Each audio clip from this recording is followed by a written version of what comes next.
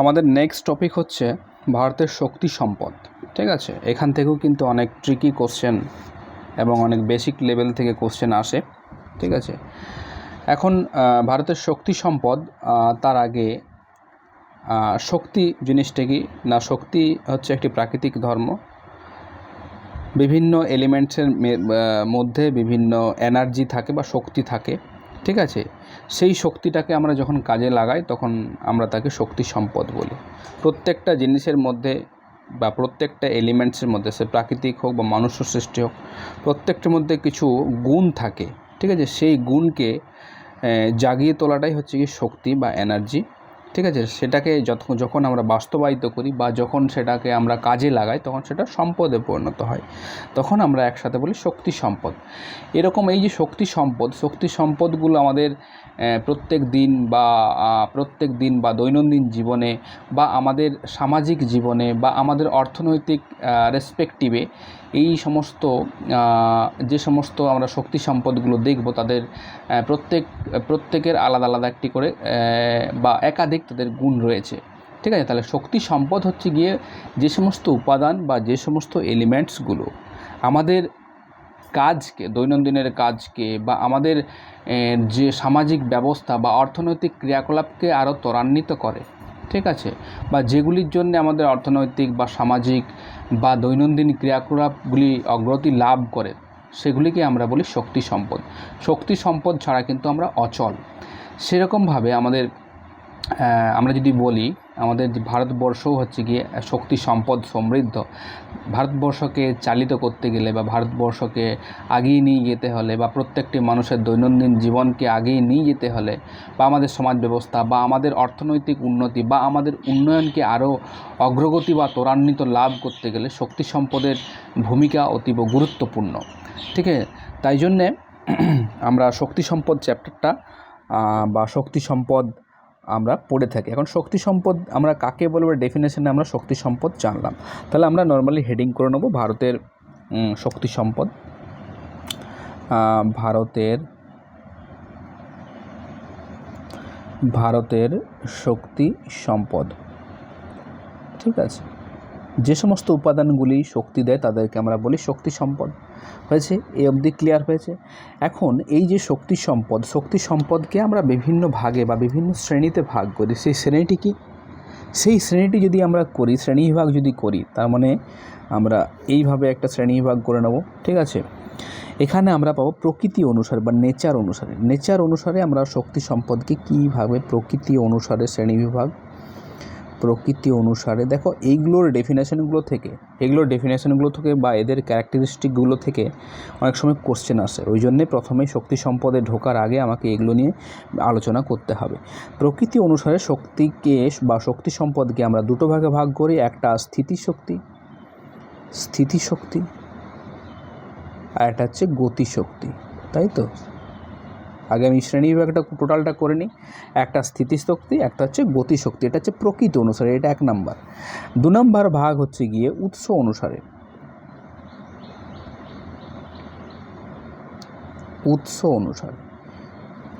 অনুসারে ভাগটা আমরা করতে পারি দুটো ভাগে। ঠিক আছে, দুটো ভাগে কি ভাগ করতে পারি? একটা হচ্ছে জৈব শক্তি বা প্রাণীজ শক্তি বা অপ্রাণীজ শক্তি, যেটা বায়োটিক এবং অ্যাবায়োটিক বলি। তাহলে একটা হচ্ছে প্রাণীজ,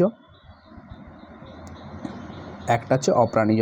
প্রথমেই বলে দিই, এগুলোকে হেলা করার কিছু ব্যাপার নেই, কিন্তু এগুলো থেকে, এদের ক্যারেক্টারিস্টিক থেকে কিন্তু অনেক কোশ্চেন আসে। ঠিক আছে, এখন প্রাণীজকে আমরা দুটো ভাগে ভাগ করি। প্রাণীজ মানে হচ্ছে জৈব শক্তি, অপ্রাণীজ মানে যেগুলো অজৈব শক্তি বা জড়শক্তি যেগুলোকে আমরা বলি। ঠিক আছে, প্রাণীজ শক্তি যেগুলো আছে, প্রাণীজ শক্তিকে আমরা দুটি ভাগে ভাগ করি। একটা হচ্ছে গিয়ে জীবনী শক্তি, অপর একটি কি পেশি শক্তি। আমি প্রত্যেকটি আলোচনা করে দেবো। ঠিক আছে, পেশি শক্তি। আর অপ্রাণীজ শক্তি কি? অপ্রাণীজ শক্তি হচ্ছে গিয়ে যেগুলোর মধ্যে কোনো প্রাণের অস্তিত্ব নেই, সেগুলিকে আমরা অপ্রাণীজ শক্তি বলি। যেমন কি, এখানে আমরা ভাগ করি গচ্ছিত, মানে যেগুলি গচ্ছিত অবস্থায় আছে, গচ্ছিত শক্তি। আর একটা কি, একটা হচ্ছে প্রবহমান বা অগচ্ছিত। ঠিক আছে, বা অফুরন্ত প্রবহমান শক্তি। হয়েছে, এটা গেল উৎস অনুসারে। 3 নম্বরে আমরা বলবো যে ভাগটা, সেই ভাগটা হচ্ছে গিয়ে প্রাপ্তি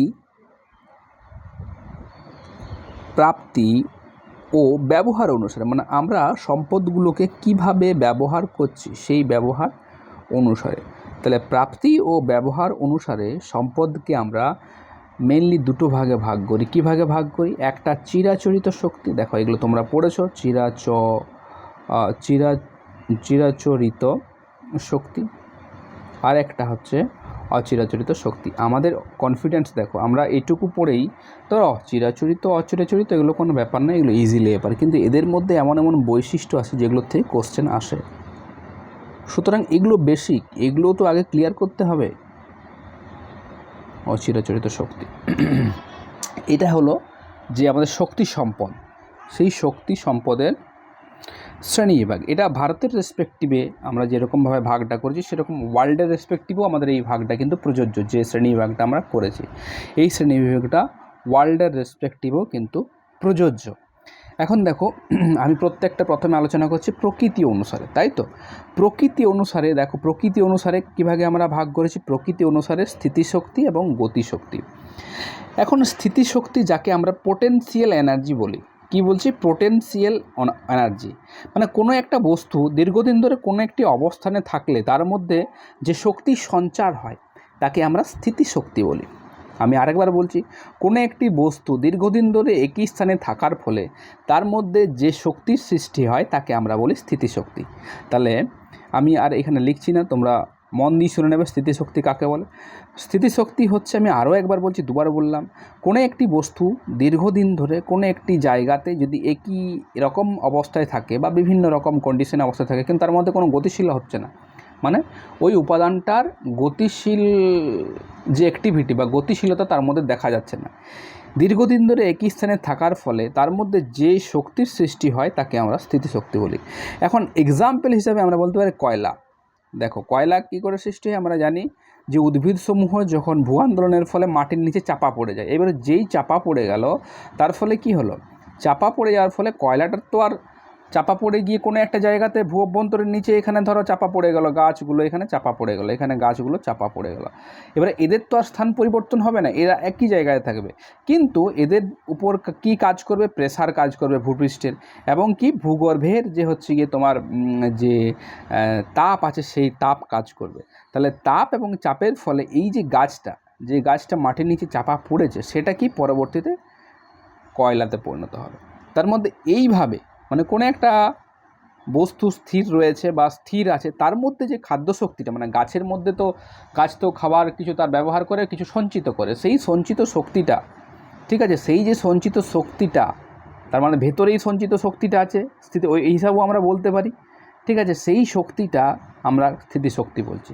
তার মানে আমি যদি বিজ্ঞানের ভাষায় বলি যে উদ্ভিদের মধ্যে বা যে কোনো খনিজ তেলও হতে পারে, তাদের মধ্যে যে শক্তিটা আছে সেই শক্তিটা, এই গাছের মধ্যে যে শক্তিটা, এই গাছটা যখন বেঁচে ছিল তার মধ্যে সে কিছু কাজে লাগিয়েছিল তার শক্তি, এবং কিছু তার মধ্যে স্টোর রেখেছিল। এই যে স্টোর রেখেছিল সেটা হচ্ছে স্থিতিশক্তি, ঠিক আছে। এই স্থিতিশক্তিটা ভূগর্ভের নিচে চাপা পড়ে যায়, কোনো একটি অবস্থানে সে পার্মানেন্ট থাকে, এবং পার্মানেন্ট থাকাকালীন অবস্থায় এই যে গাছটার যে পরিবর্তন হয়, পরবর্তীতে সে কয়লায় রূপান্তরিত হয়, এই যে শক্তিটা আমরা পাচ্ছি এটাকে আমরা বলছি স্থিতিশক্তি। হয়েছে, এটা গেল স্থিতিশক্তি। তাহলে যদি বলে একটি স্থিতিশক্তির উদাহরণ হলো কি, আসতেই পারে। আবার স্থিতিশক্তিকে বলা হয় পোটেনশিয়াল এনার্জি, মনে রাখবে। ইংরেজি ভাষায় যদি আমরা বলি একে পোটেনশিয়াল এনার্জি আমরা বলি, ঠিক আছে।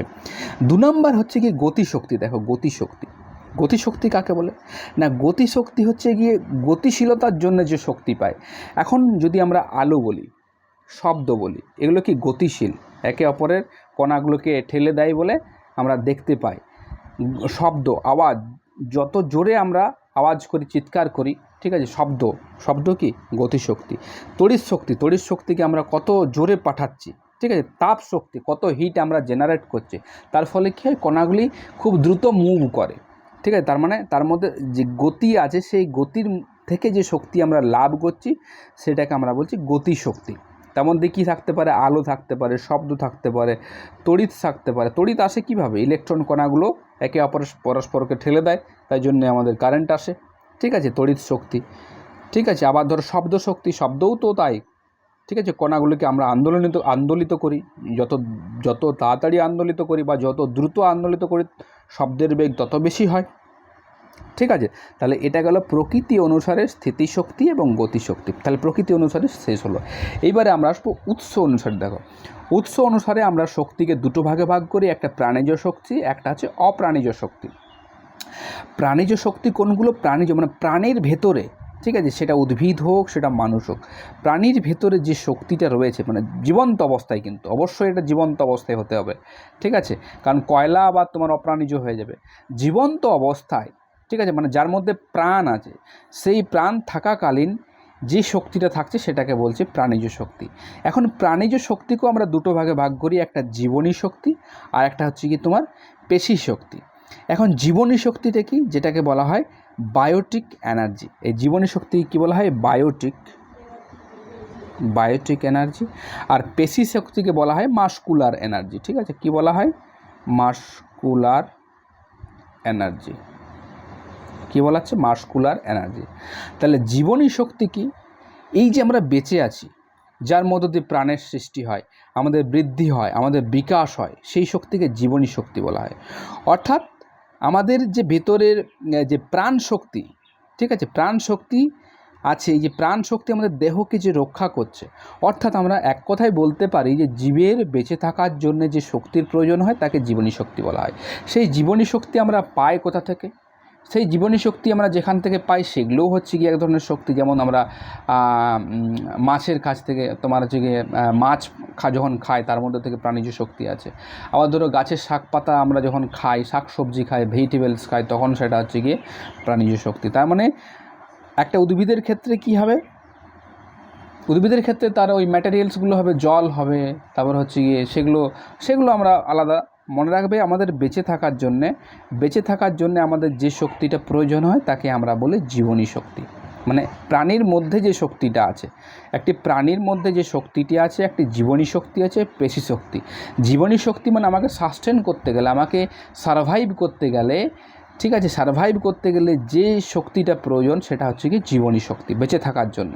তাই তো, বেঁচে থাকার জন্য যে শক্তি প্রয়োজন তাকে আমরা বলি জীবনী শক্তি। এটা গেল প্রাণিজ। এবং প্রাণিজেরই অপর একটি ভাগ হচ্ছে পেশি শক্তি বা মাসকুলার শক্তি, যে শক্তিকে আমরা বিভিন্ন জায়গায় কাজে লাগাই। বিভিন্ন শ্রমিকরা কী করে? বিভিন্ন শ্রমিকরা বিভিন্ন জায়গাতে তোমার হচ্ছে গিয়ে কারখানাতে কাজ করে, তারপরে হচ্ছে কি তোমার কৃষকরা মাঠে কাজ করে। তারা বেশিরভাগ ক্ষেত্রে কোন এনার্জিকে কাজে লাগায়? তারা পেশি যে শক্তি সেই শক্তিকে কাজে লাগায়, ঠিক আছে। আবার আমরা কৃষকরা নর্মালি কী করে থাকে? কৃষকরা হচ্ছে গিয়ে বলদকে ব্যবহার করি চাষবাসের ক্ষেত্রে, উটকে ব্যবহার করি বা ঘোড়াকে ব্যবহার করি। এগুলো সবই হচ্ছে গিয়ে পেশি শক্তির উদাহরণ। এখানে মনে রাখবে যে মানুষের জীবদেহেই কিন্তু এই পেশি শক্তি বা প্রাণীদেহে এই পেশি শক্তি তোমার রয়েছে। তাহলে এটা গেল প্রাণিজ। এবং অপ্রাণিজকে কী ভাগে ভাগ করতে পারি? অপ্রাণিজ শক্তিকে আমরা দুটো ভাগে ভাগ করি, একটা গচ্ছিত শক্তি, একটা হচ্ছে প্রবহমান শক্তি। এই গচ্ছিত শক্তি তোমরা আগেই পড়েছো এবং প্রবহমান শক্তিও আগে পড়েছো। গচ্ছিত শক্তি কি? যে সমস্ত শক্তিগুলো আমাদের গচ্ছিত অবস্থায় আছে বা সংরক্ষিত অবস্থায় আছে সেই সমস্তগুলোকে বলা হয় গচ্ছিত শক্তি। যেমন কি? যেগুলো হচ্ছে ক্ষয়শীল প্রকৃতি, যেমন কয়লা, খনিজ তেল, প্রাকৃতিক গ্যাস, এগুলো তোমরা সবাই জানো, ঠিক আছে। এই সমস্ত শক্তিগুলো গচ্ছিত প্রকৃতির। কারণ তুমি যদি এগুলো অবাঞ্ছিতভাবে বা অযাচিতভাবে বা অপরিমিতভাবে তুমি খরচা করতে থাকো তাহলে এক সময় কিন্তু শেষ হয়ে যাবে। তাই জন্যে এগুলিকে বলা হয় গচ্ছিত শক্তি। আর প্রবহমান শক্তি হচ্ছে কি? প্রবহমান শক্তি বলছে কাকে? যে প্রবহমান শক্তি হচ্ছে যে সমস্ত শক্তিগুলো হচ্ছে গিয়ে তোমার অফুরন্ত বা যেগুলো শেষ হয়ে যাবে না, এই যে এটা প্রবহমান, ঠিক আছে, যেগুলো শেষ হয়ে যাবে না সেগুলো হচ্ছে গিয়ে প্রবহমান শক্তি। যেমন প্রবহমান শক্তির উদাহরণ হিসাবে আমরা কি বলতে পারি? যেমন আমরা বলতে পারি যে হচ্ছে বায়ু শক্তি, যেমন আমরা বলতে পারি হচ্ছে যে জলস্রোত, বাতাস, সূর্যকিরণ, এই সমস্তগুলো হচ্ছে গিয়ে প্রবহমান শক্তি, ঠিক আছে। তাহলে এটা গেল প্রবহমান শক্তি এবং গচ্ছিত শক্তি। এগুলো মনে রাখবে উদাহরণগুলো। এগুলো আমরা সম্পদ অর্থনৈতিক ভূগোলের যখন আমরা সম্পদ পড়ব তখন আরও ডিটেলসে পড়ব, ঠিক আছে। এখন প্রাপ্তি এবং ব্যবহার অনুসারে সম্পদের যদি আমরা শ্রেণীবিভাগ দেখি, তাহলে প্রথমে হচ্ছে চিরাচরিত বা কনভেনশনাল এনার্জি রিসোর্সেস, অ্যান্ড অচিরাচরিত শক্তি হচ্ছে নন কনভেনশনাল এনার্জি রিসোর্সেস। চিরাচরিত শক্তি মনে রাখবে, চিরাচরিত শক্তি সম্পদ কোনগুলি?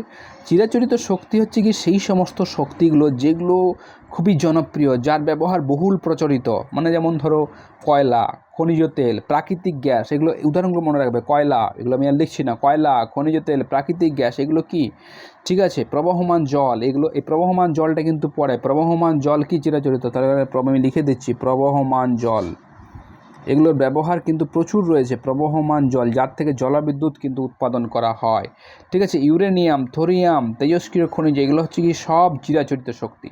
ঠিক আছে, এখন চিরাচরিত যেই শক্তির ডেফিনেশনে আমি বললাম যে এদের ব্যবহার হচ্ছে প্রচুর, এরা খুবইভাবে জনপ্রিয়। এখন এই যে শক্তি সম্পদের এই যে সুবিধা এবং অসুবিধা কিছু আছে, সেই অসুবিধা এবং সুবিধা থেকে কিন্তু কিছু কোশ্চেন আছে। প্রথম সুবিধা কি, আমি এগুলো লিখছি না।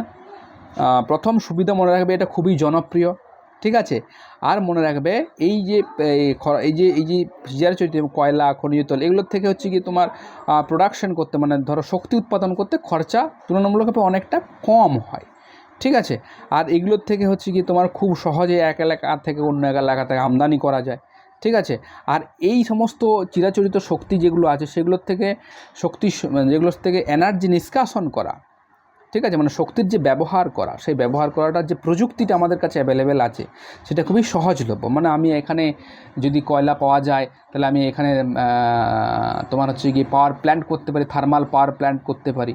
যদি প্রাকৃতিক গ্যাস পাওয়া যায়, আমি এখানে গ্যাস স্টেশন করতে পারি। তার মানে এই যে গ্যাস স্টেশন করা বা খনিজ তোমার হচ্ছে গিয়ে কয়লার উপর ভিত্তি করে তোমার হচ্ছে গিয়ে বিদ্যুৎ শক্তি উৎপাদন করা, এগুলো হচ্ছে গিয়ে এদের প্রযুক্তিগুলো খুব সহজভাবে অ্যাভেলেবেল রয়েছে। তাহলে এগুলো সুবিধা।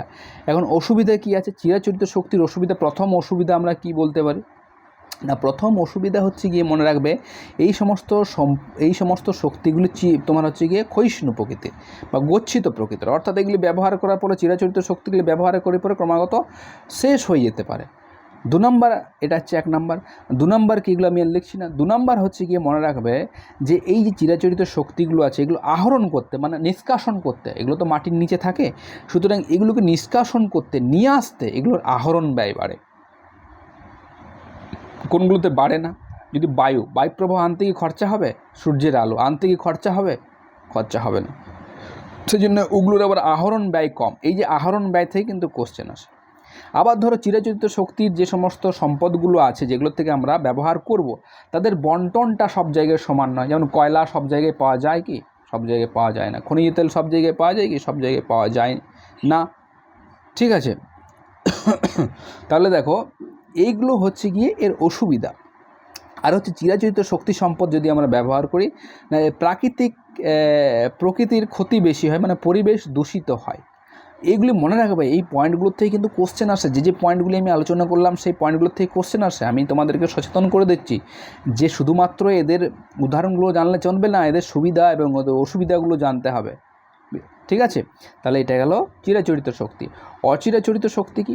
অচিরাচরিত শক্তি হচ্ছে কি যে সমস্ত শক্তি সম্পদের ব্যবহার বর্তমানে কম হচ্ছে এবং জনপ্রিয় নয়, এবং এদের টেকনোলজি আমাদের কাছে অ্যাভেলেবেল নয়, সেই সমস্ত শক্তিকে আমরা বলি অচিরাচরিত শক্তি সম্পদ। যেমন উদাহরণ হিসেবে আমরা বলতে পারি ভূতাপীয় শক্তি, বাত শক্তি মানে বায়ু প্রবাহজনিত শক্তি, জোয়ার ভাটা শক্তি, সৌরশক্তি, জৈব গ্যাস। এখানে জৈব গ্যাসটা তোমাদের পরে জৈব গ্যাস এবং প্রাকৃতিক গ্যাসের সাথে গুলিয়ে যায়, জৈব গ্যাস, এই সমস্ত শক্তিগুলো হচ্ছে অচিরাচরিত শক্তি। ঠিক আছে, এখন এই অচিরাচরিত শক্তি সম্পদের ব্যবহারের সুবিধা কিনা, প্রথম সুবিধা হচ্ছে এগুলি পরিবেশের কোনো ক্ষতি করে না, পরিবেশ বান্ধব, কখনোই ক্ষতি করে না।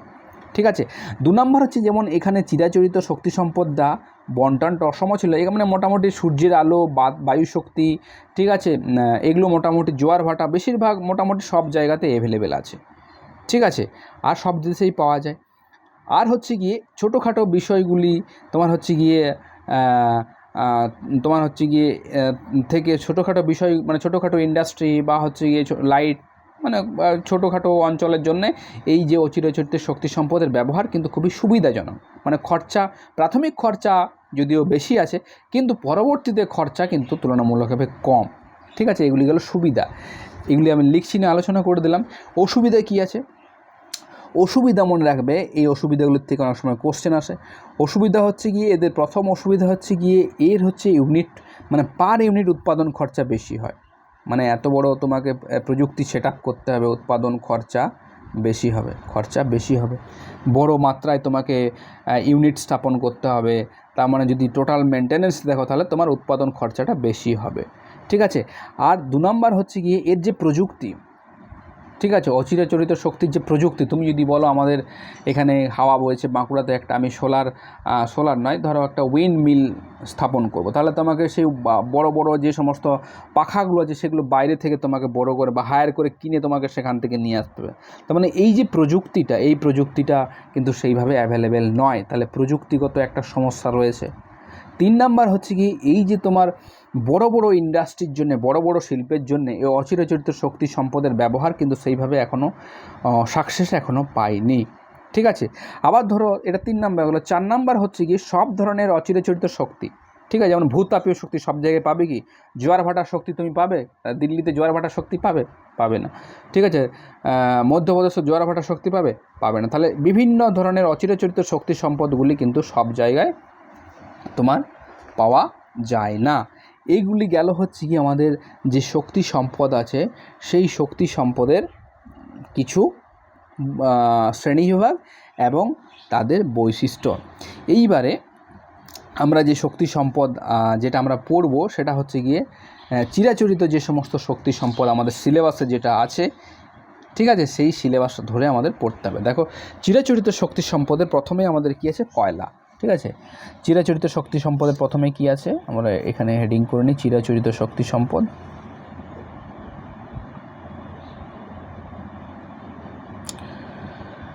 চিরাচরিত শক্তি সম্পদ হচ্ছে কয়লা, তাই তো? কয়লা।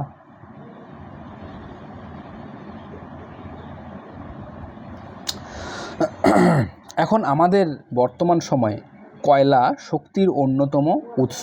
আমরা জানি বর্তমান সময়ে কয়লা হচ্ছে গিয়ে আমাদের অন্যতম একটা হচ্ছে গিয়ে শক্তির উৎস। উদ্ভিদ জগৎ রূপান্তরিত হয়ে আমরা জানি কয়লার সৃষ্টি হয়েছে। এখন কয়লার মধ্যে কি কি উপাদান থাকে? কয়লার মধ্যে থাকে কার্বন থাকে। উপাদান বলতে যদি আমরা থাকে, উপাদানগুলো আসলে না, তাও জেনে রাখো কয়লার মধ্যে কি কি উপাদান থাকে। না স্যার, কয়লার মধ্যে থাকে কার্বন, যেটা পুড়ে কার্বন থাকে, ঠিক আছে।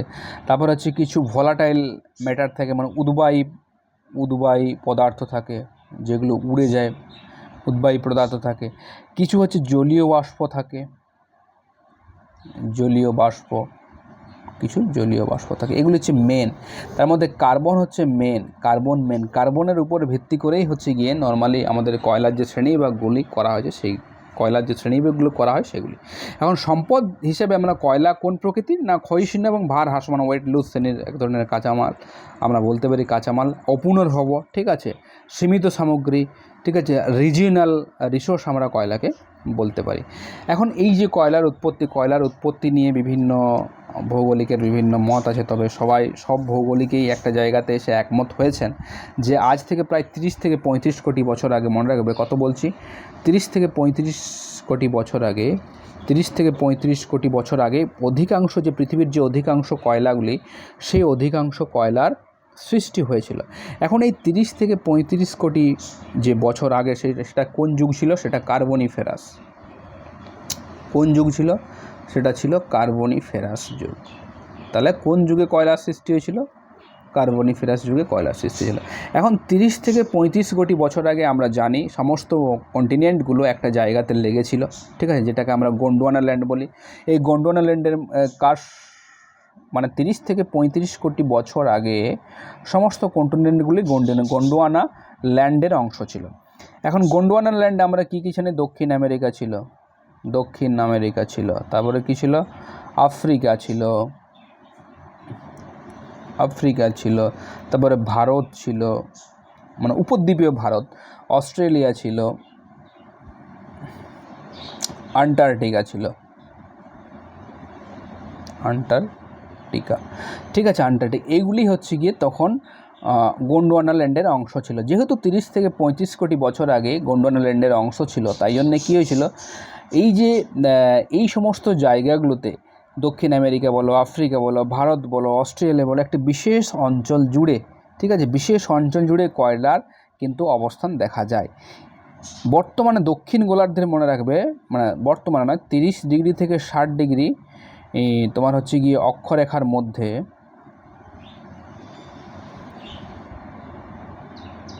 অক্ষরেখার মধ্যবর্তী যে অঞ্চলটা, মানে সেই সময় 30 থেকে 60 ডিগ্রি অক্ষরেখার যে মধ্যবর্তী অঞ্চল ছিল, সেই অঞ্চলটির মধ্যেই কিন্তু সমস্ত কয়লার সৃষ্টি হয়েছিল। যেহেতু গোন্ডওয়ানা ল্যান্ডের সেগুলি অংশ ছিল, ওই জন্য ওই কয়লাগুলিকে বলা হয় গোন্ডওয়ানা কয়লা। মনে রাখবে কেন গোন্ডওয়ানা কয়লা বলা হয়েছে, ঠিক আছে। 30 থেকে 60 ডিগ্রি হলে পরবর্তীতে সেগুলি যখন কন্টিনেন্টগুলো শিফট করে যায়, তখন তাদের পজিশনগুলো আস্তে আস্তে চেঞ্জ হতে থাকে।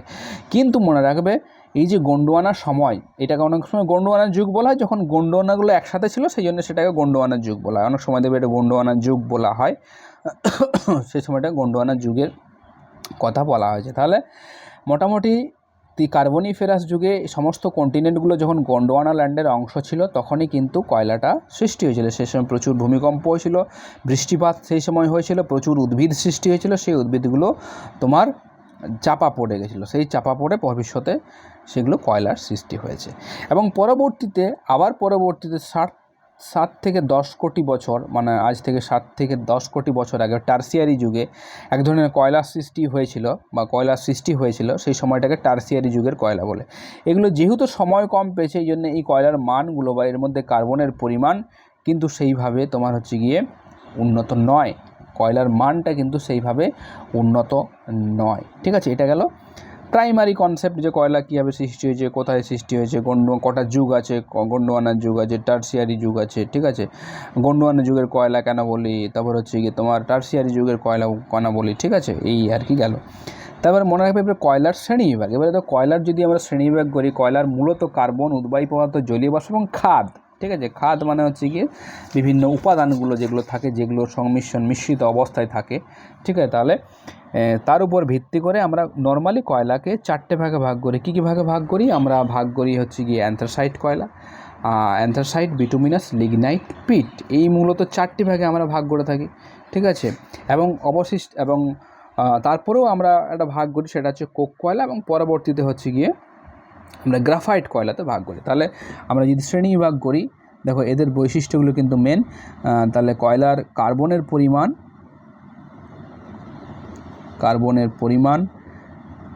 উদ্বায়ী পদার্থ এবং কি এটা হচ্ছে উপর দিকে একটু করে দিয়েছে, উদ্বায়ী পদার্থ এবং জলীয় বাষ্পের উপর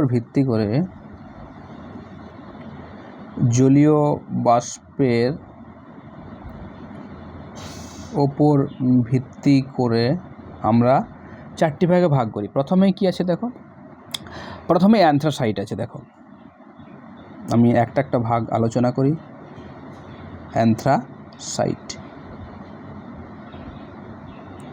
অ্যান্থ্রাসাইট হচ্ছে কি সব থেকে, আমরা জানি কয়লার মধ্যে সব থেকে উন্নত মানের কয়লা, যে কয়লাটা সব থেকে প্রথম, মানে আজ থেকে সব থেকে প্রথম, মানে যদি পিছিয়ে যাও একবারে সব থেকে প্রথম যে কয়লাটা সৃষ্টি হয়েছিল, সেই কয়লাটাকে বলা হয় অ্যান্থ্রাসাইট কয়লা। এর মধ্যে কার্বনের পরিমাণ থাকে 85 থেকে 96%, মনে রাখবে। কিন্তু 96%-এর উপরে যাবে না। 96%-এর উপরে চলে গেলে তখন সেটা গ্রাফাইটে পরিণত হয়, পিওর কার্বন। যেটা কি হয়েছে, 96%-এর উপর গেলে সেটা গ্রাফাইটে পরিণত হয়, ঠিক আছে। তাহলে দেখো 96% গেলে তখন সেটা গ্রাফাইটে পরিণত হয়। তাহলে অ্যান্থ্রাসাইট হচ্ছে 85 থেকে 96% হচ্ছে গিয়ে এর মধ্যে কার্বনের পরিমাণ থাকে। এবং বাকি যে অন্যান্য হচ্ছে গিয়ে তোমার যে উদ্বায়ী গ্যাসগুলো থাকবে বা বিভিন্ন পদার্থগুলো থাকবে, সেই পদার্থগুলোর পরিমাণ হচ্ছে গিয়ে তোমার খুবই কম থাকবে। এটা অনেকেই বলে যে 3 থেকে 5% হচ্ছে গিয়ে তোমার এর হচ্ছে গিয়ে উদ্বায়ী পদার্থ থাকবে। আর এই কয়লাটা যখন পুড়বে, এর নীলাভ, শিখাটা হবে নীল গ্যাসের যেরকম হয় না, শিখা হয় না, গ্যাস তুমি যেমন জ্বালায় নীল একটা শিখা হয়, ঠিক আছে। অগ্নিশিখা নীলাভ হবে, মানে লালচে টাইপের হবে না, ঠিক আছে। আর ধোঁয়া প্রায় হবেই না, এতে গ্যাসে কি ধোঁয়া হয়? ধোঁয়া হয় না, ধোঁয়া হবেই না, ঠিক আছে। এবং দহনের পরে মানে যখন এই অ্যান্থ্রাসাইট কয়লাটা পুরোপুরি পুড়ে যাবে তখন হচ্ছে কি এর থেকে যে ছাইটা, ঠিক আছে, এই ছাইটা হচ্ছে কি সব থেকে হচ্ছে কি কম, বুঝতে পারছো তো। এই ছাই সব থেকে নগণ্য। তাহলে যদি বলে যে কোন কয়লাতে বা কোন শ্রেণীর কয়লাতে ধোঁয়া এবং ছাইয়ের পরিমাণ নগণ্য হয়, না বলবো স্যার অ্যান্থ্রাসাইট কয়লাতে। আর এই কয়লা অনেক নিচে থাকে, তাই জন্য এটাকে আহরণ করা হচ্ছে গিয়ে সব থেকে কষ্টকর হয়। এই কয়লা তোমার হচ্ছে গিয়ে কষ্টকর হয়। মোটামুটি যদি আমরা হিসেব করি যে এই কয়লার বয়স কত, না স্যার এই কয়লার বয়স প্রায় 80 থেকে 90 কোটি বছর, বুঝতে পারছো তো, 80 থেকে 90 কোটি বছর। 30 থেকে 35 কোটি বছর আগে কয়লার টোটালটা, কিন্তু তার আগে আমরা এই ধরি 80 থেকে 90 কোটি বছর, ঠিক আছে। ভারতে খুব কম এই জাতীয় কয়লা দেখা যায়, খুবই কম, খুবই নগণ্য মাত্রায় দেখা যায়। যেখানে হচ্ছে গিয়ে যদি জম্মু কাশ্মীরের কিছু জায়গাতে এই ধরনের অ্যান্থ্রাসাইট কয়লা দেখা যায়, কিন্তু বেশিরভাগ ক্ষেত্রে মনে রাখবে যে এই ধরনের কয়লা ভারতে খুবই কম দেখা যায় বা নগণ্য। সব পৃথিবীর যদি সমস্ত মোট কয়লার সঞ্চয়ের ধরি, তাহলে মোট সঞ্চয়ের 5% হচ্ছে গিয়ে কত, 5% হচ্ছে গিয়ে অ্যান্থ্রাসাইট কয়লা। এগুলো সব ফ্যাকচুয়াল কোশ্চেন, কিন্তু মোট কয়লার 5% হচ্ছে গিয়ে অ্যান্থ্রাসাইট কয়লার অন্তর্ভুক্ত। কি বললাম, মোট কয়লার 5% হচ্ছে গিয়ে অ্যান্থ্রাসাইট কয়লার অন্তর্ভুক্ত। এখন অ্যান্থ্রাসাইট কয়লার ব্যবহার কি, কোন কোন জায়গায় এই কয়লা ব্যবহার করা হয়? না স্যার মনে রাখবে ধাতু নিষ্কাশনে। ধাতু নিষ্কাশন মানে বিভিন্ন যে খনিজগুলো থাকে, এটা বানানটা ভুল হলো, নিষ্কাশনের ব্যবহার করা হয়। যেমন ম্যাঙ্গানিজের যে সমস্ত ওর আছে সেই সমস্ত ওর থেকে ম্যাঙ্গানিজকে বাইরে বের করে আনতে এই কয়লা ব্যবহার করা হয়। লৌহ আকরিক থেকে লৌহকে নিষ্কাশন করতে এই কয়লা ব্যবহার করা হয়, ঠিক আছে। তারপরে হচ্ছে কি তাপবিদ্যুৎ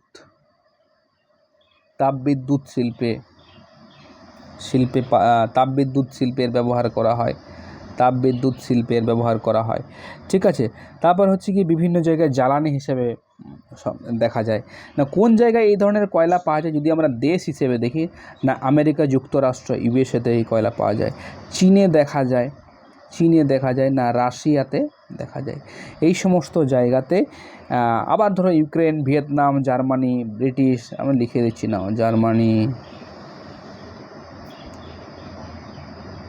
ব্রিটিশ, এই সমস্ত জায়গাতে কিন্তু অ্যান্থ্রাসাইট শ্রেণীর যে কয়লা সেই কয়লা দেখা যায়। এটা গেল অ্যান্থ্রাসাইট, বুঝতে পেরেছো।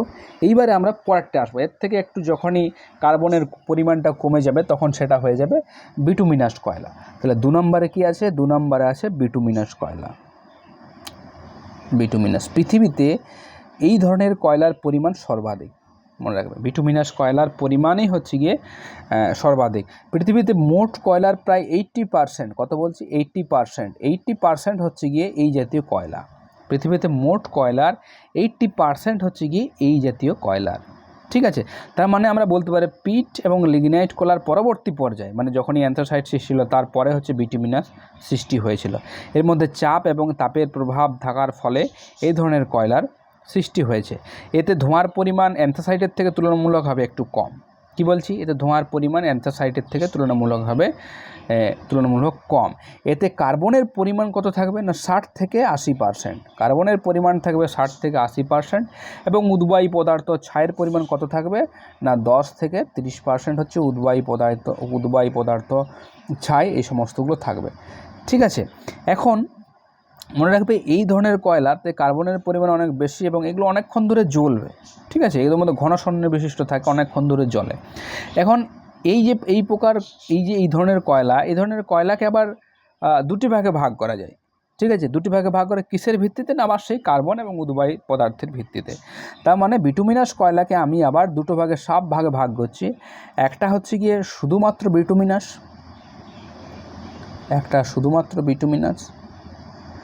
এবং অপর একটি হচ্ছে উপবিটুমিনাস বা সাব বিটুমিনাস।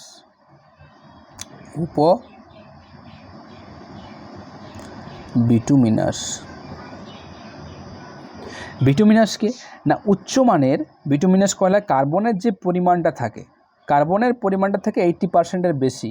এতে কত থাকছে? কার্বনের পরিমাণ থাকছে 80%-এর বেশি। আর এই কয়লার ব্যবহার কোথায় হয়? না ধাতু নিষ্কাশনের কাজে অ্যান্থ্রাসাইটের মতো, দেখো অ্যান্থ্রাসাইটের মতো ধাতু নিষ্কাশনের কাজে ব্যবহার করা হয়, বেশ কাজে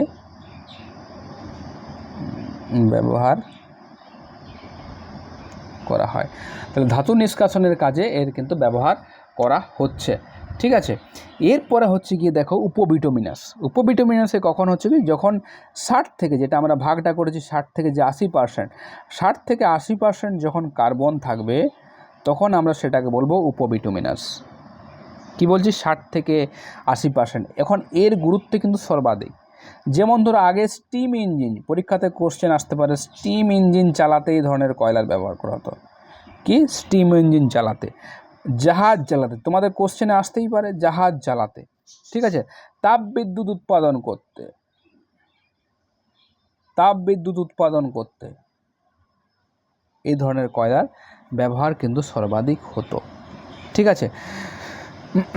তাহলে এইটা গেল হচ্ছে কি তোমার বিটুমিনাস কয়লা, ঠিক আছে। এরপরে আছে দেখো অ্যান্থ্রাসাইট, বিটুমিনাস, এবার আছে লিগনাইট কয়লা। দেখো 3 নম্বর আছে লিগনাইট কয়লা।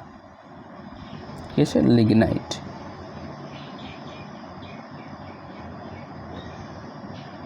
লিগনাইট কয়লা, লিগনাইট কয়লা হচ্ছে বিটুমিনাসের পরে যে সমস্ত কয়লাগুলো সৃষ্টি হয়েছে তাদের লিগনাইট কয়লা বলা হয়। এর কোয়ালিটিটা অনেকটা খারাপ, মানে কার্বনের পরিমাণটা অনেকটা কমে যায়। গাছের যে আঁশগুলি, মানে গাছের যে শিরা উপশিরাগুলি বা গাছের যে লেয়ারগুলি আছে বা স্তরগুলি আছে, সেই লেয়ারগুলি মোটামুটি দেখা যায়, মানে পর্যবেক্ষণ করা যায়, ঠিক আছে। মানে এগুলি বেশি দিন ধরে কিন্তু জমাট হতে পারেনি, খুব কম সময়ের মধ্যে এগুলো সৃষ্টি হয়েছে, তাই জন্য এটাকে বলা হয় তোমার লিগনাইট কয়লা। যেহেতু এর মধ্যে বেশি সময় ধরে এটা সৃষ্টি হতে পারেনি, এর মধ্যে কার্বনের পরিমাণটা কম আছে, এটা সাধারণত বাদামি রঙের দেখতে হয়, এই জন্য একে বলা হয় বাদামি কোল। তাহলে পরীক্ষাতে কোশ্চেন আসতে পারে যে বাদামি কয়লা কাকে বলা হয়, ঠিক আছে। তাহলে আমরা এখানে বলবো যে সমগ্র পৃথিবীর 15%, এটা মনে রাখবে, সমগ্র পৃথিবীর 15% হচ্ছে লিগনাইট কয়লা, লিগনাইট কয়লা। লিগনাইট কয়লা। ভারতে কিন্তু বিটুমিনাস জাতীয় কয়লা বেশি পাওয়া যায়। আরও এখানে মনে রাখবে যে বিটুমিনাস জাতীয় কয়লা কোথায় কোথায় পাওয়া যায়। বিটুমিনাস জাতীয় ভারতে পাওয়া যায়, আমেরিকাতে পাওয়া যায়, ইউএসএতে পাওয়া যায়, ব্রিটেনে পাওয়া যায়, রাশিয়াতে পাওয়া যায়, এই সমস্ত জায়গাগুলোতে বিটুমিনাস জাতীয় কয়লা পাওয়া যায়। এরপর হচ্ছে লিগনাইট কয়লা। তাহলে কি বললাম, লিগনাইট কয়লাতে তোমার হচ্ছে কি কার্বনের পরিমাণ কত থাকবে, না কার্বন থাকবে না স্যার 35 থেকে 50% কার্বন থাকবে, এবং বাকি হচ্ছে গিয়ে 15 থেকে 20% হচ্ছে গিয়ে এর ভোলাটাইল বা হচ্ছে উদ্বায়ী যে সমস্ত পদার্থ, জলীয় বাষ্প থাকবে। জলীয় বাষ্প যেহেতু প্রচুর থাকে, এই জন্যে একে পোড়ালে প্রচুর ধোঁয়া হয়। তাহলে পরীক্ষাতে কোশ্চেন আসবে কোন কয়লাকে পোড়ালে প্রচুর ধোঁয়া হয়, না স্যার বলবে লিগনাইট কয়লা, কারণ এর মধ্যে জলীয় বাষ্প থাকে, মানে পুড়তে যায় না, ঠিক আছে। আর অগ্নিশিখা পিতাবহ হয়, মানে হচ্ছে কি তোমার হলদে হলদে টাইপের হয়। যখন এই কয়লাটাকে পুরোটাই পুড়িয়ে দেবো, প্রচুর পরিমাণে ছাই জমা হয়ে থাকবে, ঠিক আছে, ছাই জমা হয়ে থাকবে। তাহলে এর ব্যবহার কি, একে বাদামি কোল আছে, এখানে লিখে রাখো বাদামি কোল। উদ্ভিদের আঁশ দেখা যায়, উদ্ভিদের আঁশ থাকে, বাদামি কোল বা বাদামি কয়লা বলা হয়। এর কালারটা বাদামি রঙের বলে, যেহেতু জল থাকে না ওই জন্যে বাদামি কয়লা, অক্সিডেশন প্রক্রিয়া হয়, বাদামি কয়লা, বাদামি কয়লা নামে পরিচিত।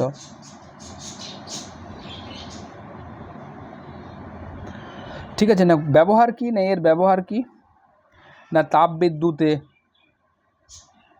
আমরা বাড়িতে যে গুল তৈরি করি, দেখেছো তো, গ্রামের দিকে যে সমস্ত ওই কয়লা গুঁড়োগুলোকে তোমার কাদার সাথে মাটির সাথে মাখিয়ে করা হয়, সেটা হচ্ছে গিয়ে এই কয়লা থেকে করা হয়। তার মানে হচ্ছে গিয়ে গুল বা ব্রিকেট যেটাকে বলা হয়, ঠিক আছে, গুল তৈরি করা হয়, ধোয়া হয়। দেখবে এই কয়লার ধরার সময় প্রচুর ধোয়া হয়, যাদের বাড়িতে কয়লাতে রান্না হয় তারা ব্যাপারটা দেখবে, বুঝতে পারবে, গুল তৈরি করা হয়, ঠিক আছে। শীত প্রধান দেশে ঘর গরম করার জন্যে এই সমস্ত কয়লার ব্যবহার করা হয়। কোন কোন জায়গায় যদি পাওয়া যায়, বলবে জার্মানি, ভারতে পাওয়া যায়, ব্রিটেনে পাওয়া যায়, রাশিয়া, ভারত, আচ্ছা লিখে দিচ্ছি নাহলে অসুবিধা হবে, ব্রিটেন, রাশিয়া প্রভৃতি জায়গাতে এই ধরনের কয়লা দেখা যায়।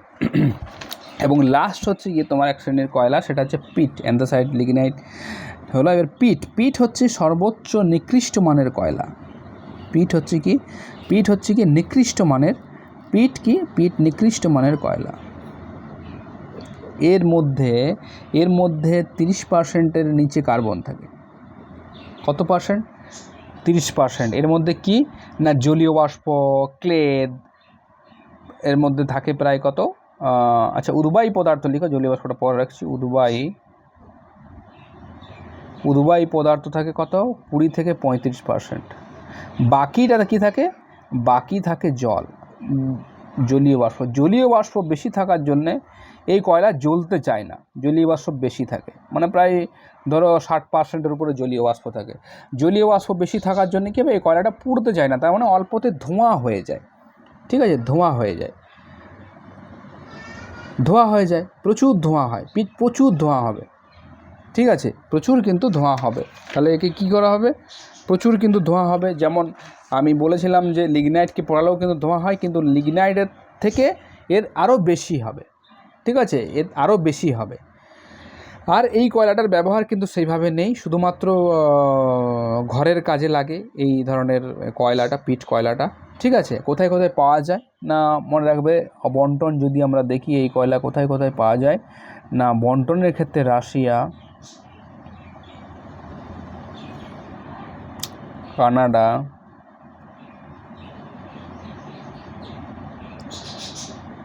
আয়ারল্যান্ড, এই সমস্ত জায়গাতে কিন্তু এই কয়লাটা পাওয়া যায়। বিশেষ করে আয়ারল্যান্ড অঞ্চল কিন্তু পিট কয়লা উৎপাদনের জন্য প্রসিদ্ধ। কোন অঞ্চল? আয়ারল্যান্ড পিট কয়লা উৎপাদনের জন্য প্রসিদ্ধ। তাহলে কি বলছি, আয়ারল্যান্ড পিট কয়লা উৎপাদনের জন্য প্রসিদ্ধ। কে প্রসিদ্ধ হচ্ছে? আয়ারল্যান্ড। ঠিক আছে, আয়ারল্যান্ড পিট কয়লার জন্য প্রসিদ্ধ। ঠিক আছে, তাহলে এখন এই চারটি ছাড়াও আরও একটি কয়লার শ্রেণীবিভাগ তোমাদের পড়তে হবে, সেটা হচ্ছে কি, সেটা হচ্ছে গ্রাফাইট।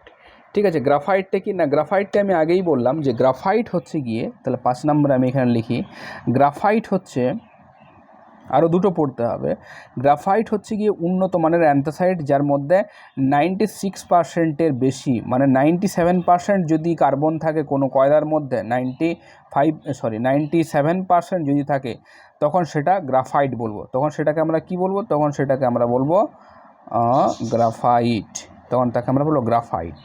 ঠিক আছে, গ্রাফাইটের ব্যবহার সেইভাবে নেই, অন্যান্য শিল্পে গ্রাফাইটের ব্যবহার আছে। ঠিক আছে,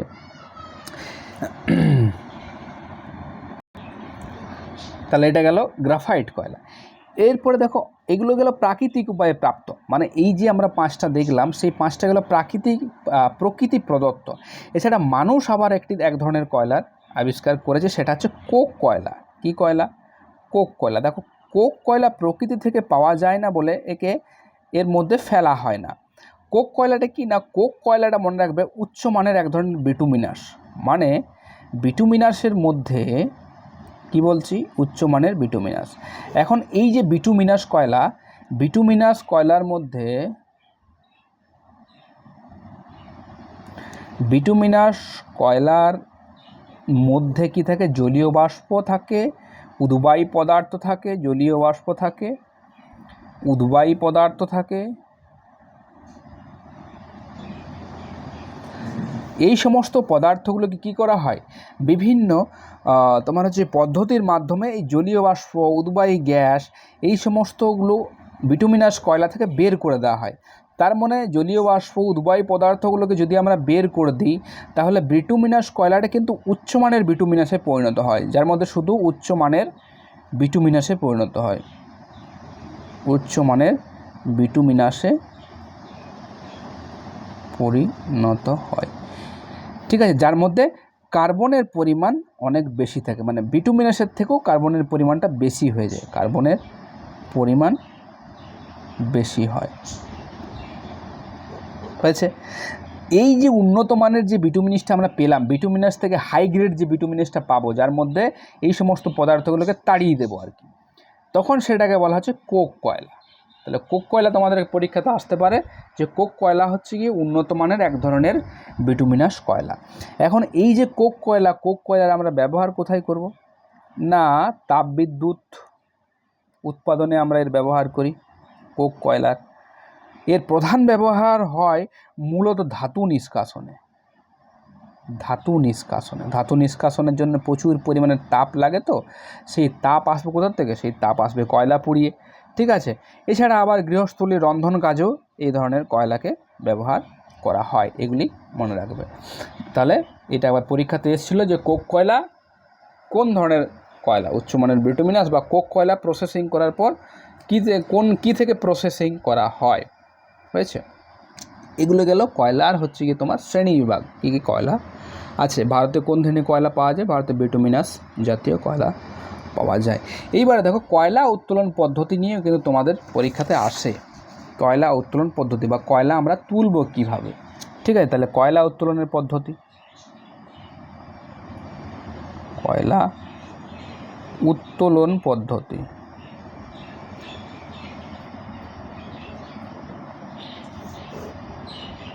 কয়লা উত্তোলন পদ্ধতিকে মূলত দুটো ভাগে ভাগ করা যায়। একটা হচ্ছে ওপেন কাস্ট মাইনিং, উন্মুক্ত পদ্ধতি। 2 নাম্বার হচ্ছে গিয়ে অভ্যন্তর পদ্ধতি বা আন্ডারগ্রাউন্ড পদ্ধতি বলা হয়, ঠিক আছে। উন্মুক্ত পদ্ধতি দেখো, যেটাকে ওপেন কাস্ট মাইনিং বলা হয়, সেটা একক একটি পদ্ধতি। এই পদ্ধতিতে কি করা হয়?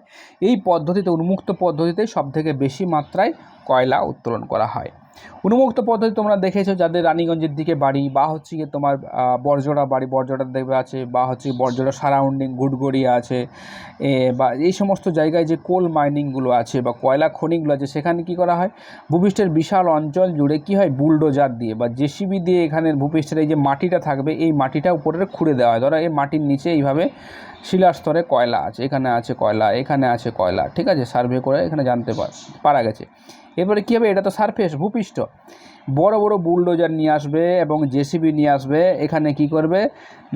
এই যে উপরের যে এই মাটিটাকে, সেই মাটিটাকে খুঁড়ে দেওয়া হবে, মানে কুয়োর মতো চারিদিকে বা পুকুরের মতো বিশাল গর্ত করা হবে। এবং গর্তের ফলে কী হবে? এখান থেকে মাটিটা চারদিকে সরিয়ে রাখা হবে, একটা বিশাল আয়তন জুড়ে কী হবে? বিশাল একটা আয়তন না, বিশাল জায়গা জুড়ে একটা কী হবে? একটা সেই বড় পুকুরের মতো হবে, গাড্ডার মতো সৃষ্টি হবে, চারিদিকে খাড়া পাড় যুক্ত হবে। এবং উপরের মাটিটাকে সরিয়ে দিলে নিচের আমরা যে কয়লার যে লেয়ারটা পাবো, সেই লেয়ারটাকে আমাদের কেটে কেটে নিয়ে আসা হয়। আমাদের বরজোড়া বলো, রানীগঞ্জ বলো, ঠিক আছে, বা আরও যে কোল মাইনিংগুলো আছে ভারতে, উড়িষ্যা তালচের বলো, ঠিক আছে। এই সমস্ত জায়গাতে যে সমস্ত মাইনিংগুলো হয়, সেগুলো ওপেন কাস্ট মাইনিং হয়। তার মানে বিশাল অঞ্চল জুড়ে বৃত্তের আকারে প্রথমে একটা তোমার হচ্ছে কাটা হয়, এবং ধাপে ধাপে সেই কয়লাটাকে তোমার হচ্ছে গিয়ে নিচ থেকে বিভিন্ন তোমার হচ্ছে গিয়ে বড় বড় ডাম্পারের মাধ্যমে সেগুলোকে কেটে তুলে আনা হয়। এটা হচ্ছে ওপেন কাস্ট মাইনিং, ইংরেজি থেকে বলা হয় ওপেন কাস্ট মাইনিং। তাহলে মনে রাখবে, উন্মুক্ত পদ্ধতি যেগুলো সারফেসের ঠিক নিচেই থাকে, সেগুলোকে হয়ে থাকে, এবং এগুলো সমান্তরালভাবে সজ্জিত থাকে। এগুলি সমান্তরালভাবে যদি সজ্জিত থাকে, তখন এই পদ্ধতিতে করা হয়। এখন অভ্যন্তরীণ যে পদ্ধতি আছে, এই পদ্ধতিকে আমরা 3টে ভাগে ভাগ করি। 3টে ভাগে কেন ভাগ করি? কারণ কী রকম অবস্থায় আমরা কয়লাটা মাটির নিচে পাবো, তার উপর ভিত্তি করে। অভ্যন্তরীণ পদ্ধতির একটা আছে টানেল পদ্ধতি,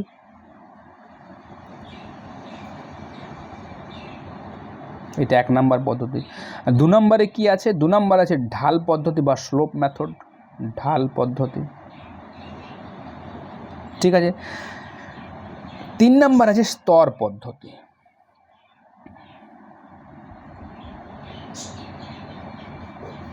ঠিক আছে, এই 3টে পদ্ধতি। তাহলে প্রথমে টানেল পদ্ধতি কি? টানেল পদ্ধতি হচ্ছে কি, মানে কয়লার স্তরগুলোই যদি ভূগর্ভের মধ্যে সমান্তরালে বিন্যস্ত থাকে, তখন এই পদ্ধতি কিন্তু অবলম্বন করা সুবিধাজনক, ঠিক আছে। টানেল করা হয়, যেমন ধরো তাহলে কি বলবে, যে যদি স্তরগুলো সমান্তরাল থাকে, কয়লার স্তরগুলো সমান্তরাল থাকে,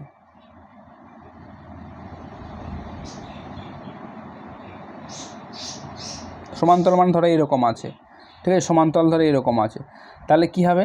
তাহলে তুমি টানেল, এখানে টানেল করবে, এইভাবে দিয়ে এইভাবে আসবে, এইভাবে এসে কি এখানটা কুড়ে এদিকে আবার তুলে দেবে, এটাকে টানেল পদ্ধতি বলা হয়। এটা টানেল, সুড়ঙ্গের আকারে তখন তুমি কুড়ে যাবে, তখন সেটাকে টানেল পদ্ধতি বলা হয়। স্তরগুলো যখন কি, কয়লার স্তরগুলো যখন সমান্তরাল থাকবে, তখন এই ধরনের প্রক্রিয়া বা এই ধরনের পদ্ধতি কিন্তু সুবিধাজনক। এখানে কি একটা কনভেয়ার বেল্ট লাগানো হয়, ঘুরে ঘুরে যাবে, মানুষ তো করবে না, ঘুরে ঘুরে যাবে, কনভেয়ার বেল্টের মাধ্যমে কয়লাটা আস্তে আস্তে আস্তে আস্তে উপরের দিকে উঠবে। ঠিক আছে, এই পদ্ধতিতে মানে সেফটি, এই পদ্ধতিতে ভূগর্ভ থেকে কয়লা উত্তোলন সব থেকে সুবিধাজনক। এখানে ঘূর্ণায়মান বেল্ট রাখা হয়।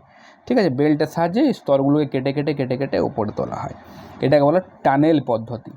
এখন যদি সমান্তরালে যদি না থাকে তখন কি হবে? তখন বিভিন্ন ধরনের পদ্ধতি অবলম্বন করা হয়। প্রথমে হচ্ছে ঢাল পদ্ধতি। ঢাল পদ্ধতিটা কি না, অনেক কয়লা খনিতে কী দেখা যায় না, কয়লার স্তরগুলো ভূপৃষ্ঠের সঙ্গে সমান্তরালে না থেকে কি হয় না, ঢালুভাবে ভূগর্ভের দিকে নেমে যায়। কিভাবে থাকছে দেখো, ঢালুভাবে ভূগর্ভের দিকে, আমি যদি ছবিতে দেখি টানেল পদ্ধতিটা কী হবে, ভূগর্ভের দিকে ঢালুভাবে এইভাবে আস্তে আস্তে আস্তে আস্তে এইভাবে নেমে যাচ্ছে। ঢাল পদ্ধতি এইভাবে আস্তে আস্তে নেমে যাচ্ছে। এই একটা কয়লার লেয়ার আছে, ঠিক আছে, আবার এখানে এইভাবে কয়লার লেয়ার আছে, ঠিক আছে, এইভাবে আস্তে আস্তে আস্তে আস্তে নেমে যাচ্ছে। তখন বলছে এইভাবে যদি ঢালুভাবে নিচের দিকে নেমে যায় তখন কী হবে, ঢাল পদ্ধতিতে একটি টানেল কাটা হবে। টানেল কাটা হবে ঢাল পদ্ধতিতে, স্টেপ বাইভাবে আস্তে আস্তে টানেল কাটা হবে, এইভাবে আস্তে আস্তে টানেল কাটা হবে এবং এই টানেল কয়লা স্তর পর্যন্ত কাটা হবে। ঠিক আছে, এই স্তর পর্যন্ত টানেল কাটলে এইবারে এখানে কয়লা স্তর আছে, এইবারে কী হবে, এইখানে এই কয়লাটাকে আস্তে আস্তে সরিয়ে সরিয়ে এখান দিয়ে টলির মাধ্যমে আস্তে আস্তে উপরের দিকে তোলা হবে। ঠিক আছে, এখানটাও ঠিক তাই হবে, এখানে এইভাবে টানেল কাটা হবে এই পর্যন্ত এবং এখান থেকে আস্তে আস্তে আস্তে আস্তে এখান থেকে কয়লাটা আস্তে আস্তে আস্তে আস্তে সরিয়ে নিয়ে যাওয়া হবে, কেটে কেটে কেটে কেটে এই স্তরটাকে আস্তে আস্তে নিয়ে চলে যাওয়া হবে। ঠিক আছে, এটা গেল তোমার হচ্ছে গিয়ে ঢাল পদ্ধতি। এটা আমি ভুল লিখেছিলাম, টাল লিখে দিয়েছিলাম, তাই তো, সরি, এটা ঢাল পদ্ধতি হবে। ঢাল পদ্ধতি বা ইংরেজিতে স্লোপ মেথড বলা হয়।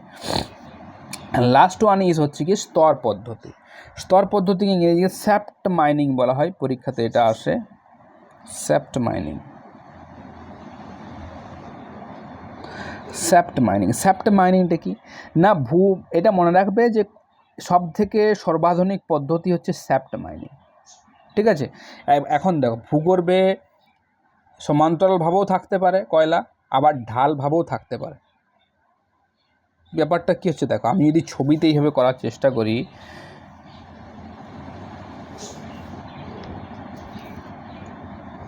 রোদ্দুরটা আসছে ওইদিকে, এই আমি একটু করে নিলাম, ঠিক আছে, এই আমার একটি কয়লার লেয়ার এইভাবে আছে, স্লোপ ভূপৃষ্ঠের দিকে চলে গেছে। ঠিক আছে, আবার এইভাবে এখানে একটি লেয়ার আছে, চলে গেছে।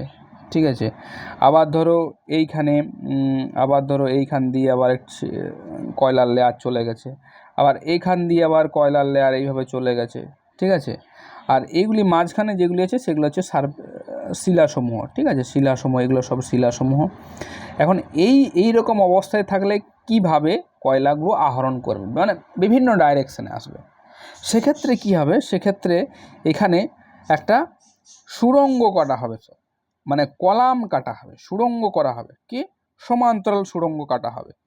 এইভাবে অন্য কালিতে আমি করি, দেখো এইভাবে ধরো এখানেও কয়লা স্তর আছে, আমি এখানেও কয়লা স্তর দেখালাম, এখানেও কয়লা স্তর এইভাবে নিচের দিকে এইভাবে চলে গেছে। ঠিক আছে, এখানেও কয়লা স্তর এইভাবে নিচের দিকে চলে গেছে। এখানে কি করা হবে, এখানে সুড়ঙ্গ, সোজা এইভাবে সুড়ঙ্গ কেটে দেওয়া হবে, নিচ অবধি টানেল কেটে দেওয়া হবে এবং যেখানে যেখানে ধরো উপরে এবারে একটা এখানে স্টেশন বসানো হবে, এবার স্টেশন বসানো হবে যেখানে কয়লাটা তোলা হবে। ঠিক আছে, এখানে তোমার লিফট থাকবে, লিফট দিয়ে এখান দিয়ে মানুষজন নামবে। ঠিক আছে, এইদিকেও তাই উপরে একটি এইভাবে স্টেশনে রাখা হবে। ঠিক আছে, এবং মাঝখান দিয়ে এইভাবে সুড়ঙ্গ কাটা হবে, সুড়ঙ্গ বা টানেল কাটা হবে। এখন এই যে সুড়ঙ্গ, যেখানে যেখানে কয়লার লেয়ার পাওয়া যাবে সেখানে সাব ক্যানেল বা সাব টানেল করা হবে, এইভাবে সাব টানেল করা হবে। এই যে এখানে পাওয়া গেল, এখানে করা হবে, এখানে পাওয়া গেল, এখানে করা হবে, বা এর উপরেও করা হতে পারে, এখানে এর ভেতরে করা হতে পারে, এখানে করা হতে পারে। ঠিক আছে, এখানে এটা ডিপেন্ড করছে কয়লার লেয়ারটার উপর, এখানে করা হতে পারে, আবার এখানে করা হতে পারে। ঠিক আছে, এই পদ্ধতিতে কী হবে, এই যে কয়লার যে স্তরগুলো আছে সেই কয়লার স্তরগুলোর থেকে খুঁড়ে খুঁড়ে খুঁড়ে খুঁড়ে কয়লা নেওয়া হবে। এই প্রসেসটাই হচ্ছে কি তোমার শ্যাফট মাইনিং বা স্তর পদ্ধতি, স্তরে স্তরে স্তরে স্তরে কয়লাটা কিন্তু তুলে নেওয়া হবে। This is called shaft mining. পরীক্ষাতে পড়ে কয়লা আহরণের এই পদ্ধতিটি বর্তমান যুগের সবথেকে কার্যকরী এবং সর্বাধুনিক পদ্ধতি। ঠিক আছে, তার মানে যেভাবেই বিন্যাসটা থাকুক আমার লেয়ারগুলোর, সেই বিন্যাসটাকে কিন্তু এই পদ্ধতিটার সাহায্যে খুব ইজিলিভাবে, খুব সহজভাবে কিন্তু সেটাকে আহরণ করা যায়। ঠিক আছে, সেটাকে আমরা খুব সহজেই আহরণ করতে পারি। এটা গেল আমাদের কয়লা। তাহলে এটা হচ্ছে আধুনিক পদ্ধতি, এটা লিখে রাখবে যে এই যে শ্যাফট মাইনিং হচ্ছে গিয়ে আধুনিক পদ্ধতি। তাহলে পরীক্ষাতে কোশ্চেন আসতে পারে কয়লা আহরণের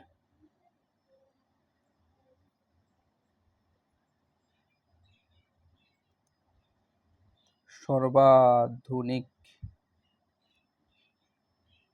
পদ্ধতি কোনটি? না শ্যাফট মাইনিং, শ্যাফট মাইনিং,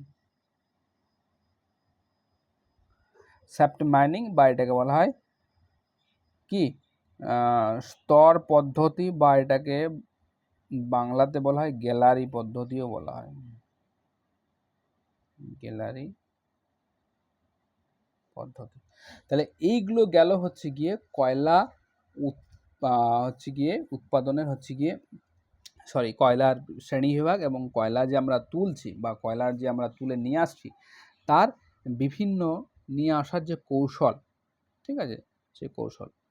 এখন এখানে আরও একটি জিনিস তোমাদের আছে, বন্টনে যাওয়ার আগে ভারতের কোথায় কোথায় কয়লা পাওয়া যায়। দেখো আমি কি বলেছি, এটা আমরা অর্থনৈতিক ভূগোল পড়ছি না, আমরা শুধুমাত্র ইন্ডিয়ান জিওগ্রাফি পড়ছি। ইন্ডিয়ান জিওগ্রাফিতে আমরা দেখব ভারতের কোথায় কোথায় বা কয়লা পাওয়া যায়, ঠিক আছে।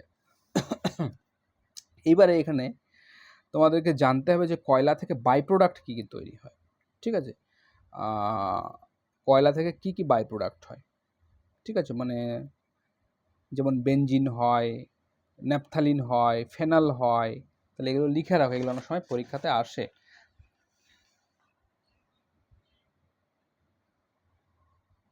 তাহলে আমরা লিখে নেব যে কয়লা থেকে উপজাত দ্রব্যসমূহ, তাই তো, বা কয়লার উপজাত দ্রব্যসমূহ, কয়লার আর ব্যবহার তো আমরা সবাই জানি, কয়লার উপজাত দ্রব্যসমূহ হয়েছে।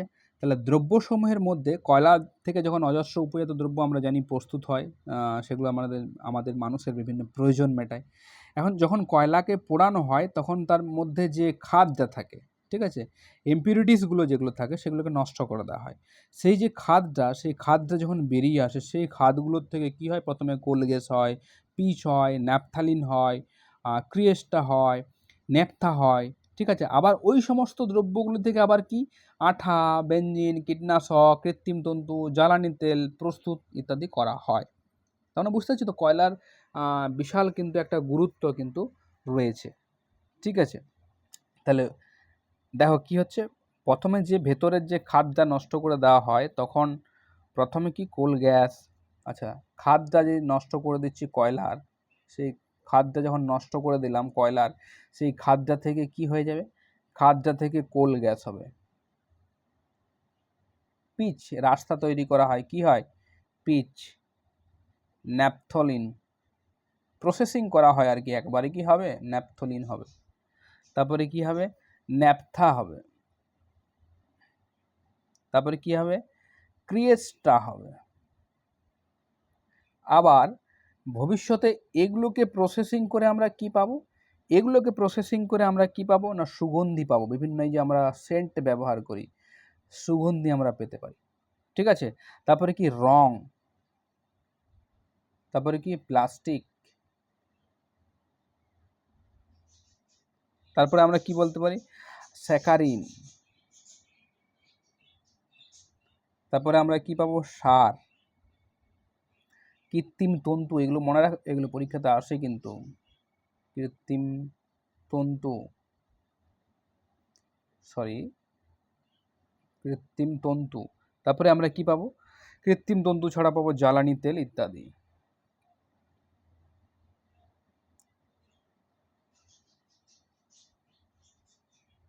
ইত্যাদি এই সমস্তগুলো পাবো, হয়েছে। এগুলি গেল হচ্ছে কি তোমার কয়লার বিভিন্ন উপজাত দ্রব্য সমূহ। এইবারে যদি আমরা বন্টন দেখি যে ভারতের কোথায় কোথায় কয়লার বন্টন রয়েছে, তাহলে বন্টন সমূহ আমরা যদি দেখি, বন্টন সমূহ ভারতের রেসপেক্টিভে যদি আমরা দেখি, তাহলে ভারতের রেসপেক্টিভে আমরা জানি যে ভারত কয়লা উত্তোলনে আমরা যদি 2015-16 হিসেব দেখি তাহলে 3 নম্বর স্থানে রয়েছে। প্রথম স্থানে রয়েছে আমরা জানি তোমার হচ্ছে গিয়ে আমেরিকা যুক্তরাষ্ট্র, তোমার হচ্ছে গিয়ে তারপরে চীন দিয়ে ভারত, এটা 13 সালে কথা বলছি, এখন পজিশনটা আবার দেখে নেবে কখন আছে। তাহলে ভারতের আমরা যদি ভূতাত্ত্বিক যুগ অনুযায়ী দেখি, ভারতের অধিকাংশ কয়লা কি, আমি আগেই বলেছিলাম ভারতের অধিকাংশ কয়লা পরীক্ষাতে আসতে পারে বিটুমিনাস জাতীয়। তাহলে ভারতের অধিকাংশ কয়লা বিটুমিনাস জাতীয় কয়লা। ঠিক আছে, ভূতাত্ত্বিক যুগ অনুসারে, ঠিক আছে, ভূতাত্ত্বিক যুগ অনুসারে। আচ্ছা, এখানে আরেকটা বলি যে সঞ্চয়ের দিক দিয়ে ভারত ষষ্ঠ, ভারতের স্থান ষষ্ঠ। ঠিক আছে, উৎপাদনের দিকে তৃতীয়, উৎপাদনের দিক দিয়ে তৃতীয়। ঠিক আছে, এখন ভারতের সমস্ত যে কয়লার যদি ভূতাত্ত্বিক সময় অনুযায়ী যদি আমি ভাগ করি, তাহলে একটা হবে গোন্ডওয়ানা যুগের কয়লা। কেন গোন্ডওয়ানা যুগে আমি বলছি বারবার, কারণ গোন্ডওয়ানা সে সময় অংশ ছিল বলে সেটা গোন্ডওয়ানা যুগ বলা হয়। অ্যাকচুয়ালি গোন্ডওয়ানা যুগটা ছিল হচ্ছে গিয়ে পারমিয়ান উপযুগ ছিল, পারমিয়ান। একটা হচ্ছে গোন্ডওয়ানা আর একটা হচ্ছে গিয়ে টারসিয়ারি।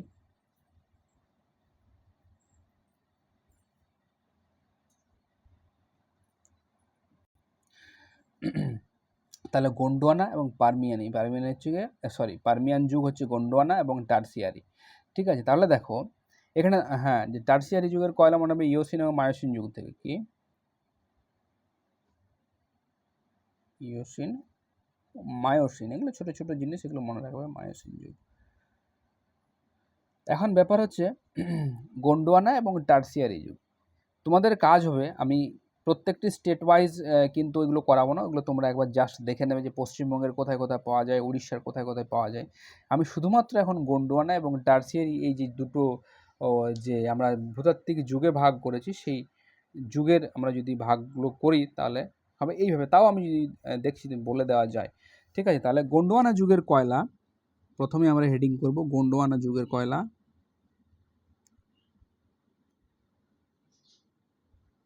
গোন্ডওয়ানা যুগ লিখি না, গোন্ডওয়ানা যুগ। এখন ভারতে বেশিরভাগ কয়লাটাই হচ্ছে গোন্ডওয়ানা যুগের। ভারতে বেশিরভাগ কয়লা কোন যুগের? ভারতে বেশিরভাগ কয়লা হচ্ছে গোন্ডওয়ানা যুগের কয়লা। ভারতের উৎপাদিত 98% কয়লা হচ্ছে এই গোন্ডওয়ানা যুগের কয়লা। ঠিক আছে, এই যে গোন্ডওয়ানা যুগের কয়লা, মনে রাখবে একটি শিলাস্তর আছে, কি দামোদর শিলাস্তর, মনে রাখবে দামোদর শিলাস্তর। এই শিলাস্তরে উন্নত মানের বিটুমিনাস কয়লা রয়েছে। কি উন্নত মানের বিটুমিনাস কয়লা,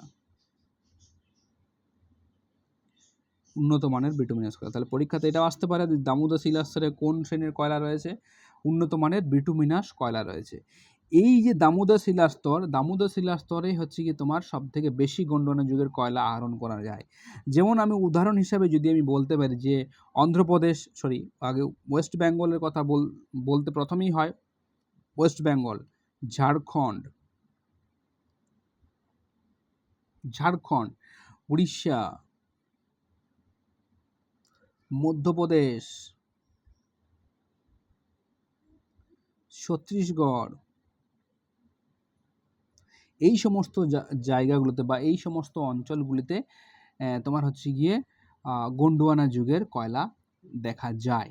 ঠিক আছে, এছাড়া যদি আমি জোন হিসেবে দেখি, যেমন হচ্ছে গিয়ে মধ্যপ্রদেশের, মহারাষ্ট্রের গোদাবরী ওয়ার্ধা নদী উপত্যকা, ঠিক আছে, তোমার হচ্ছে গিয়ে বিহার মধ্যপ্রদেশের সোন অববাহিকা, ঠিক আছে, এগুলো সবই কিন্তু পড়বে। ঠিক আছে, আর যদি নদী উপত্যকার আমি যদি করি, কি হবে? বিহার আর পশ্চিমবঙ্গের কি দামোদর। পরেরটা কি হবে? পরেরটা হবে মহারাষ্ট্র আর মধ্যপ্রদেশ, আমি এমপি লিখছি, গোদাবরী আর ওয়ার্ধা নদী। তাহলে পরীক্ষাতে আসতে পারে যে ওয়ার্ধা নদী উপত্যকায় কোন শ্রেণীর কয়লা পাওয়া যায়, দামোদর নদী উপত্যকায় কোন শ্রেণীর কয়লা পাওয়া যায়। ঠিক আছে, তারপর হচ্ছে বিহার, মধ্যপ্রদেশ,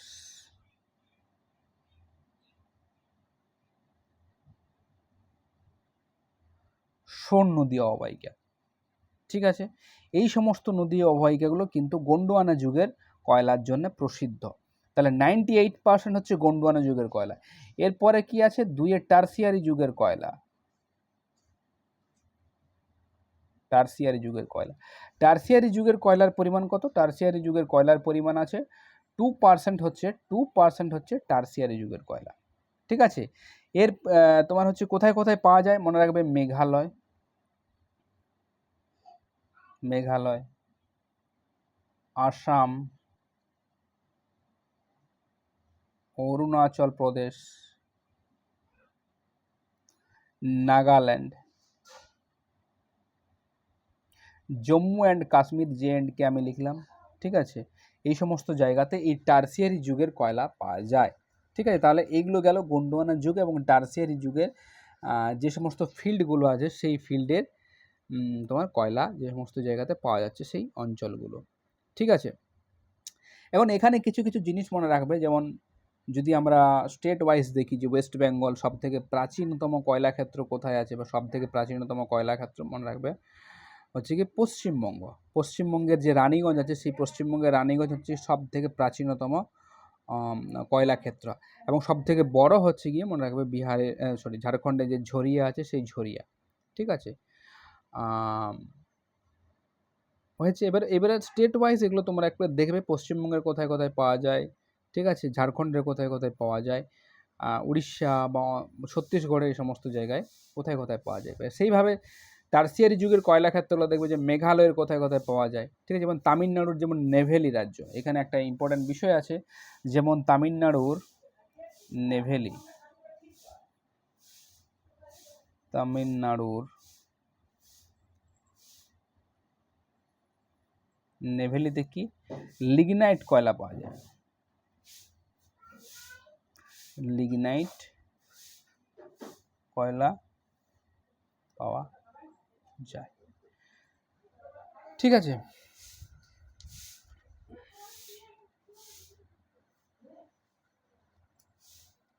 এইভাবে কিন্তু তোমাদেরকে পড়তে হবে। ঠিক আছে, এবারে ওয়ার্ল্ড বেসিসে যখন আমরা দেখব, ওয়ার্ল্ড বেসিসে যখন আমরা অর্থনৈতিক ভূগোলে দেখব ওয়ার্ল্ড বেসিসে, তখন আমরা ওয়ার্ল্ডে যাবো। এটা হচ্ছে ইন্ডিয়ার। এবারে ইন্ডিয়ার আরও যদি কিছু থেকে থাকে তোমরা কিন্তু একবার করে আমি বললাম যে স্টেট ওয়াইজ একবার কিন্তু দেখে নেবে।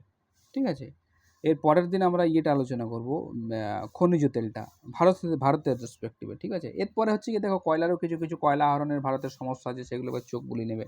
কয়লা সংরক্ষণের যে সমস্ত পদ্ধতি আছে সেগুলো একবার চোখ বুলিয়ে নেবে, সেগুলো কিন্তু সেইভাবে কিন্তু অতটা ইম্পর্টেন্স নয়। ঠিক আছে, এক্ষেত্রে ইম্পর্টেন্স হচ্ছে গিয়ে এই যে কয়লার শ্রেণীবিভাগ, তাদের বৈশিষ্ট্য, বন্টনসমূহ, ব্যবহার, এই সমস্ত যে বিষয়গুলো আছে, বিভিন্ন যুগের যে কয়লার শ্রেণী সে বা কয়লা, সেগুলো ভারতের প্রাচীনতম কয়লা ক্ষেত্র, বৃহত্তম কয়লা ক্ষেত্র, এবং বিভিন্ন স্টেট ওয়াইজ যে বিভিন্ন কয়লার যে মাইনিংগুলো আছে, বিভিন্ন খনিগুলো আছে সেগুলো। হ্যাঁ, এবং তার সাথে যে কয়লা আহরণের যে পদ্ধতিগুলো আছে সেই পদ্ধতিগুলো কিন্তু তোমাদেরকে পড়তে হবে। ঠিক আছে, ঠিক আছে, তাহলে পরের দিন আমরা ওই ইয়েটা আলোচনা করবো, পেট্রোলিয়ামটা। ঠিক আছে, ওকে, ঠিক আছে তাহলে।